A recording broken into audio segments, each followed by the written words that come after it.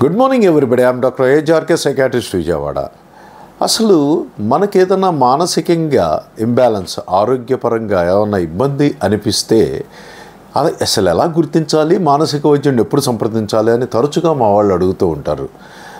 అంటే కొన్ని రకాల మానసిక సమస్యలు, సైకోసిస్ అనే వ్యాధిలో వాళ్ళకి ఇన్సైట్ అంటే జబ్బును గుర్తించే ప్రజ్ఞ ఇది ఉండదు. కాబట్టి వాళ్ళ జబ్బును వాళ్ళు గుర్తించలేరు. వాళ్ళ కుటుంబ సభ్యులు కానీ, బంధువులు కానీ, మిత్రులు కానీ గుర్తించి డాక్టర్ దగ్గరికి తీసుకెళ్ళడం జరుగుతుంది. అయితే న్యూరోటిక్ డిజార్డర్స్, కొన్ని డిజార్డర్స్లో యాంగ్జైటీ, అబ్సెషన్ను, ఫోబియా, డిప్రెషను, ఇలా అనేక రకాల మానసిక రుగ్మతల్లో అంటే మనసులో అకారణంగా కానీ స్వల్ప కారణాలకు కానీ భయాందోళనలు, దిగులు, నిరాశ, విరక్తి, ఆందోళన, కంగారు, నిద్రలేమి, మరి అలాగే కొన్ని అనాలోచితంగా కొన్ని ఆలోచనలు మనసులోకి పదే పదే రావటం, చేసిన పని చెయ్యటం, ఇలాంటివి వచ్చినప్పుడు ఇన్నాళ్ళు బాగున్న నాకు ఇప్పుడు ఎందుకో ఇలా వస్తుంది, అకారణమైన దుఃఖం, ఆత్మహత్య తలంపులు ఇవి కూడా కొంతమందికి కలుగుతున్నాయి. కాబట్టి ఇలాంటివి కనిపించినప్పుడు మరి మానసిక వైద్యుడిని ఇమీడియట్గా సంప్రదించి చికిత్సలోకి వెళ్ళటం మంచిది.